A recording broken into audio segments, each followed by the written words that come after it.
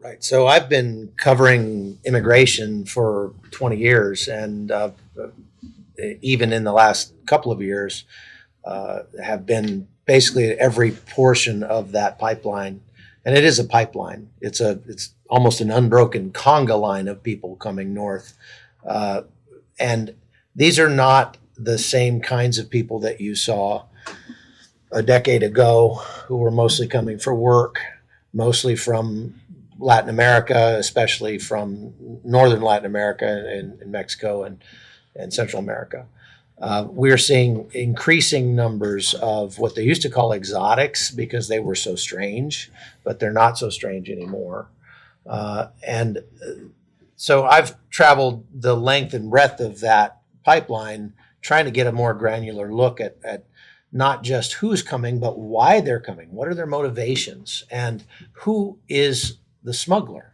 This is the big question that I think we don't really, a lot of people don't understand, is that they hear about the smugglers that are bringing these people up, and they imagine these shadowy cartel figures or the tatted gangbangers with the face tats and stuff. And there are some of those. But what we find is that a vast majority of the smugglers are the governments themselves, including our own government. As I've reported on immigration, not just in Latin America or even in the Western Hemisphere, but around the world, one of the things that you see is that immigrants are virtually always used as weapons. They're weaponized in one way or one form or fashion. In this case, the amazing thing about this flow, the overrun that Todd is talking about in his book, is that what we'll find is that the migrants are being weaponized by our own government against our own citizens. And this is a very strange kind of dynamic that affects everything about how they get here and why. So I want to show, for those of you that are not familiar with the Darien Gap, I want to give you some visuals to kind of have in your head while we talk about this, talk about the difficulty and the danger of coming through the Darien Gap. And while you see there on the map, this is the border between Colombia and Panama. It is about the most extreme topography on planet Earth. Bugs the size of your hat, house plants the size of houses. This is there's a swamp the size of Delaware in there. And that's one of the reasons why you will never see a road through that area. It's also a very good barrier to slow down the drugs coming from South America, and even to slow down diseases like hoof and mouth disease. There's a long running program right along the Darien Gap that's paid for by the U.S. government that continues to this day, where they fly airplanes over the Darien Gap every week and drop screwworms they drop a bug that kills the screwworms that carry the hoof and mouth disease. And so it's an important ecosystem down there, and that ecosystem is being destroyed by what we're seeing with just record numbers of migrants. When I started covering the Darien Gap in about 2014, they were seeing annual numbers that equal monthly numbers now. And that's never happened before. This has only happened during the Biden administration. So now we're seeing last year 250,000 people coming through the Darien Gap from 150 different countries. And so let's take a look at this video that I have that shows this is the most recent trip I made down there just a couple weeks ago. And one of the interesting things that we see happening, the shift in the kinds of people that you see coming through there now.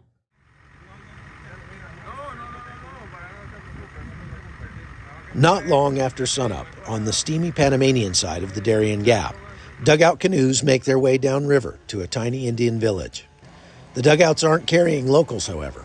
They're packed with migrants from all over the world whose destination is the U.S. southern border. Recent policy changes by the Biden administration allow 120,000 migrants per month to skip this challenging trek by pre-registering using a new mobile app. Even so, Homeland Security Secretary Alejandro Mayorkas maintains the goal is not to stop migrants from entering the U.S. What we're trying to do is, and more broadly, incentivize a safe and orderly way and cut out the smuggling organizations. And I've seen the criticism of it as a ban, but it is not a ban at all. Since the new policy only covers Cuba, Haiti, Nicaragua, and Venezuela, migrants from other countries now fill these routes. The migrants that are coming into Puerto Limon here are the lucky ones. They're the ones that had a little more money and were able to take the shorter route through the jungle that only took 3 or 4 days instead of 6 days or more. These tend to be more from places outside the Western Hemisphere, places like China, Afghanistan, India, places like that. We're going to go down and talk to some right now. Many Chinese people said they decided to come now because of their country's harsh zero-COVID policy. Somalia? Mauritania. Mauritania. Wow. Yes. Somalia? Wow. Among those arriving at Puerto Limon this day included 2 American journalists, Ben Berquam and Oscar Ramirez. They'd just followed the migrant trail all the way from Colombia, walking 3.5 days through the jungle. As we're heading out, we see the same group stuck here, waiting to figure out what to do. Ask them what happened to their guide. It was way harder than what I thought that it was going to be. On the first day, it was really hard. We got a little bit lost right there on the second day, so we had a backtrack that was double the effort. And on the third day, we were exhausted. A lot of the people were dehydrated. We saw a lot of migrants dehydrated, so it was really bad. He's not exaggerating. Yet Colombian smugglers are using videos like these to advertise in China, making the trek seem like a fun and easy hike in the woods. Chinese pay smugglers up to $20,000 per person, although the true cost is measured in misery. It is completely destroying the environment. It is risking their lives. It is risking child's lives. It's human torture, what they're doing, and they're abusing people. That is the most shocking thing for me, that they put a human being through that, and they're promoting that. It's really false advertisement, what they're doing. Second Lieutenant Vicente Guerra and his team of Senafront Border Police regularly recover bodies of those who die of heat stroke or drown during river crossings. The dangers these migrants face are enormous because they have no experience surviving in the jungle. Others bring children through this. It's a whole different level of risk they are taking. We carry everything we need in case we have to spend the night in the jungle. These people have nothing. On this trip, the Senafront team accompanied Ben and Oscar on their journey, making careful notes and keeping an eye out for bandits known to prey on migrants. After experiencing it for themselves, the journalists had a clear message. People should look for another routes for people to migrate, or a safe way or safe pathway for people to go through another place if they want to migrate. But the Darien, no. Don't come. Don't put your kids through this. Don't put yourself through this. Don't be raped. Don't be robbed. Don't be murdered by the cartels. From Panama, I'm Chuck Holton for CBN News. So I think I want to go back to the quote from Alejandro Mayorkas there. What he said, he did not say we are trying to stop people from coming. We're trying to discourage people from coming. He said we are trying to incentivize people to come. Now, Alejandro Mayorkas visited Panama after we started to report that the route the people were taking through there was taking them 6.5 days. And by talking to the migrants themselves, when they came out of the jungle, asking them, how many people did you go in with and how many people did you come out with? We determined that between 1 in 7 and 1 in 10 of people who went into the jungle never came out again. Now, many of those people don't show up on any database. They don't even have passports. Many of them are stateless persons, or if they did have a passport, they got it robbed or they threw it away. They very often get rid of them on purpose. And so there's no record of them in there. And so the true numbers of people who have died in the jungle in that trackless wilderness is impossible to even calculate. But again, just the best way we could do it was saying, how big was your group when you went in and how big was your group when you came out? We even went to the Colombian side and looked at groups and met people as they went in, and then came around and found them on the Panamanian side when they came out and measured the people they were missing. And what we found is that between 10% and even a little more than that of the people who go in there did not come out again, to the point where the Indian villages that they first come to after walking 6 days through the jungle. These are very small Indian villages deep in the Darien that don't have running water. Don't have electricity or like a well. They got their water from the river. But they could no longer drink the water out of the river because of all the dead bodies that were in the river upstream.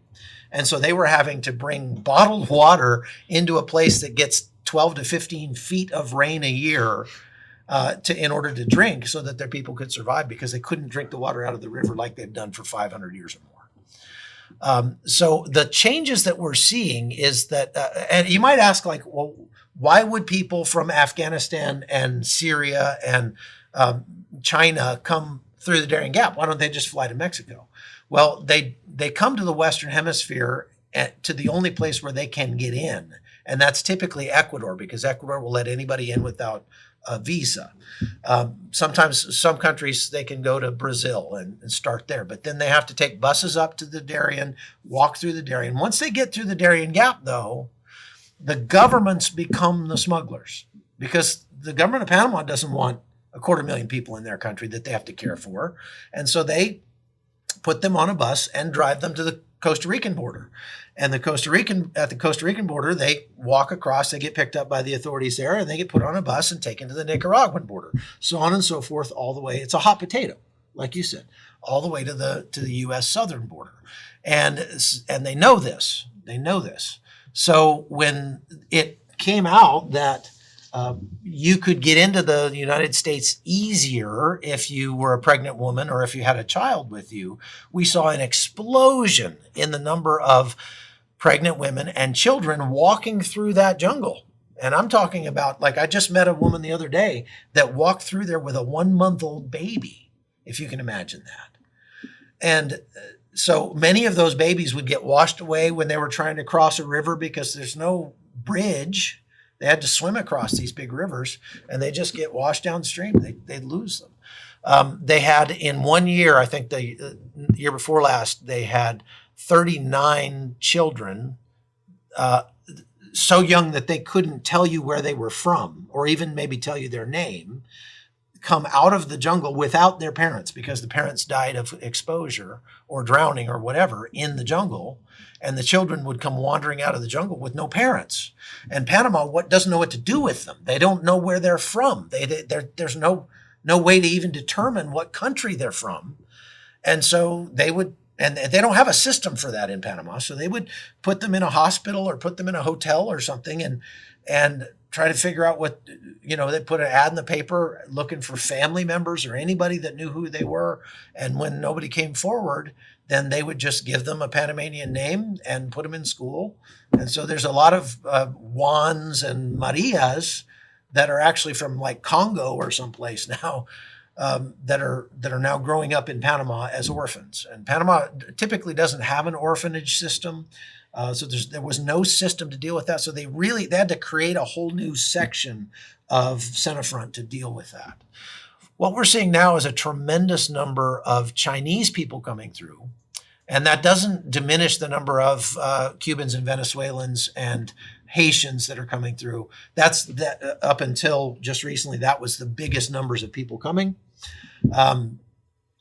Those people now can come directly to the United States with the help of that CBP1 app if they have a sponsor in the U.S. But that has not diminished the numbers of them coming through the Darien Gap so much.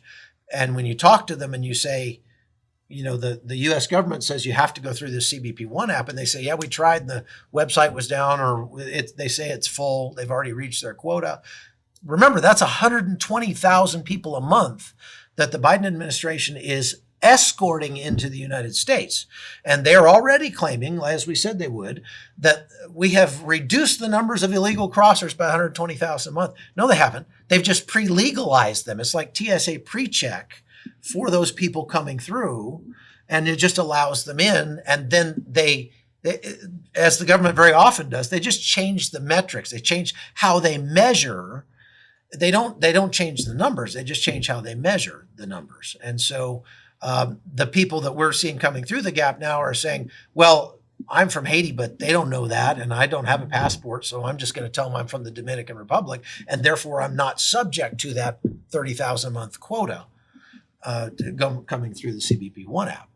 But as I showed there, we've seen a tremendous jump in the number of Chinese people that are coming, and they're coming for the same reasons everyone else is coming. Now, keep in mind, how many countries do they have to cross through to get to the United States border? It's over a dozen.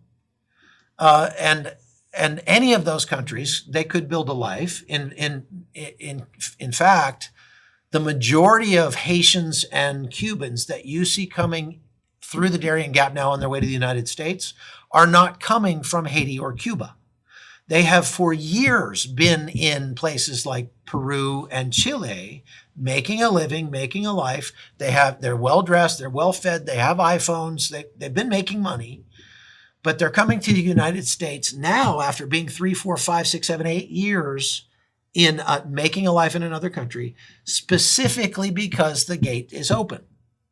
And so this is what you see. There's a direct correlation between the messaging of the administration here in the United States and the number of people coming through. There's a direct correlation in the types and demographics of the people coming through based on the policies of the United States, those pull factors. Okay, so the push factors that everybody talks about in the media is war and oppression. They're fleeing war and oppression. Well, yeah, Haiti's a really bad place to live. You don't want to live in Haiti. But the people that are coming to the United States that are Haitian are not coming from Haiti. They've been living in the Dominican Republic for many years. They've been living in Chile or Peru for many years. And they're coming right now because people are handing out cookies in the United States. I'm going to tell you a quick story about a Cuban couple to illustrate that point. There was a Cuban couple I met coming right out of the Darien Gap. Their feet were in such bad shape from trench foot that they couldn't walk by the time they got out of there. And I literally treated them, me and my sons, gave them first aid when they got out because the skin was sloughing off their feet. And they just had raw, bloody feet when they came out. They were a married couple that had both been school teachers in Cuba, and their combined salary in Cuba was $45 a month. They decided to come to the United States, and so then I gave them my phone number, and I said, I'm trying to track the route that you take to get to the U.S. southern border. So every time you move, would you do me a favor and just text me where you are? Text me your location. And they did. And they showed me the route they took all the way to the United States. Took them about 3 weeks or a month maybe. And I happened to be visiting my family in Dallas when they made it to El Paso. And they texted me and they said, we made it. We're in the United States. And I said, wow, that's great. I said, if you make it through Dallas, I'm here for a few days. I'd love to, buy you a cup of coffee or something. So I was able to meet them in Dallas. And they said, hey, could you do us a favor? We need a ride over to this church in Fort Worth. And I said, okay, I'm going that way. So I gave them a ride over to the church. I guess that makes me a smuggler. They were already in the U.S., So one of my things, I'm never going to help people get to the United States. Once they're there, I guess it doesn't matter so much. But I was very interested to see why they wanted to go to this church. Well, there was a program administered by the state of Texas, and that through this church was administered through the church, where they could sign up and get a stipend for 2 years to kind of help them get their feet under them now that they're into the United States. But they knew how to game this system because of some of the WhatsApp groups and stuff that they're part of that are where migrants tell each other, hey, this is where to go and this is what to do. So rather than go in as a married couple, they went in as two single people and signed up twice and got twice as much money. So they came out of there with about $1,200 a month for 2 years that they could use to live on. Then they got on a bus and went to Miami and signed up for a similar program in Florida. Again, two different people. So within a month of arriving in the United States, they were making $3,200 a month in stipends and benefits from the federal government and two different state governments that were supposed to be to help them get their feet under them, that would have gone away once they got jobs. But instead, they went and got jobs under the table that they didn't report. And so I actually visited them maybe 6 months later in Miami, and they were making $60,000 a year between what they made working and the stipends that they were still receiving. They had 2 cars, they had a house, and they had had a baby by then that was an American citizen. They then were sending money back to their friends and family in Cuba to finance the next round of illegal migration coming to the United States.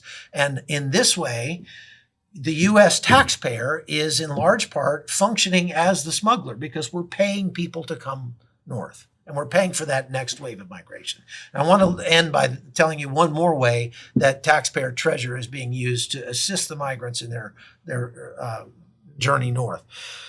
You probably know that the United States funds the vast majority of the United Nations, and as a part of the United Nations, there is the Organization for Immigration and Migration. This is, again, listen to the wording here.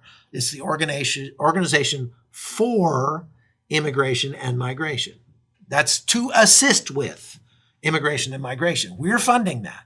And what we've seen, as Todd and I have traveled around again, all over Latin America, is that in many places, these people would be stuck, but for the fact that they can go to a center, they can go to an office in Cucuta, Colombia, in Tapachula, Mexico, in various places along the route, and they can register with the Organization for Immigration and Migration and can receive a check, or in the form of a debit card. They can receive a Visa debit card that they can then use to fund the next leg of their journey to survive as they go along. And this is happening all along the route, all the way up to the U.S. southern border. And we've seen it ourselves in many places. So with that, I'll end and we can go on.